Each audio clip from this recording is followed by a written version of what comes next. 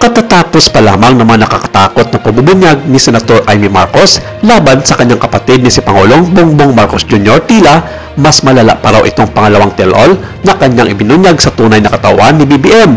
Hindi man ito konektado sa kanyang naunang payag pero ikinagulat ito ng mga malalapit na tao sa kanya at maging ang mga loyalist ng First Family. Una nang binanata ni Senator Amy ang kanyang kapatid na si BBM dahil sa mga isyong makinalaman sa flood control at sa mga ginagawang kalukuhan di umano ng First Family na may kinalaman sa mga ipinagbabawal na gamot. Ang pampublikong alitan sa loob ng makapangyarihang political dynasty ng Pilipinas ay tumaas ng gusto hanggang sa kasalukuyan habang si Senator Amy Marcos ay nagatid ng isang pambihirang paputok ng pampublikong akusasyon laban sa kanyang sariling kapatid, si Pangulong Ferdinand Bongbong Marcos Jr.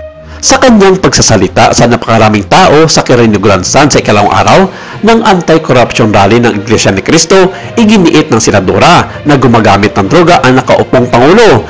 Ang mga nakakagulat na payag na nagpapadala ng mga pagyanig sa palasyo ng Malacanang ay hindi limitado sa Pangulo lamang.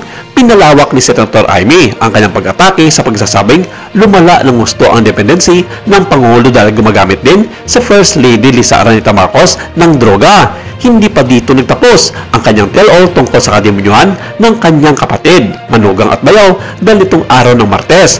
Nagbigay ulit ng payag si Senator Amy sa pamamagitan ng kanyang PA na si Atty. Minche Exbilio. Sinabi nito na totoo ang hinala ng taong bayan na hindi sila totoong magkapatid sa ama ni Pangulong Bongbong Marcos Jr.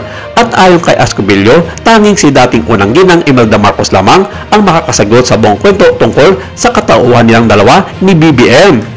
Hindi na ipinahayag ni Atty. Escobillo sa publiko ang buong detalye sa sinabi ni Senator Amy kung sino ang tunay na anak ni na dating Pangulong Ferdinand Marcos Sr. at unang ginang Imelda Marcos kina Amy at BBM at kung sino naman ang ampon sa kanilang dalawa tulad na lamang ng mga lumalabas na balita sa ngayon sa social media at sa ilang mga kilalang local media tungkol sa totoong katauhan ni Senator Amy Marcos kung bakit ganun na lamang ang kanyang galit sa kanyang kapatid na si Pangulong Bongbong Marcos Jr. na sinabi ng mga nakararami na parang hindi tunay na kapatid ang asa nito sa presidente. Ang kanyang aligasyon at bagong pasabog, gayon pa man ay agad na binasura ng Malacanang kung saan tinanong ni Palace Press Officer Claire Castro si Amy tungkol sa kanyang motibo sa kanyang mga akusasyon laban kay Bongbong, sa kanyang asawang si Lisa Araneta Marcos, sa kanyang mga anak at maging ang pag-amin nito na hindi sila magkapatid sa ama.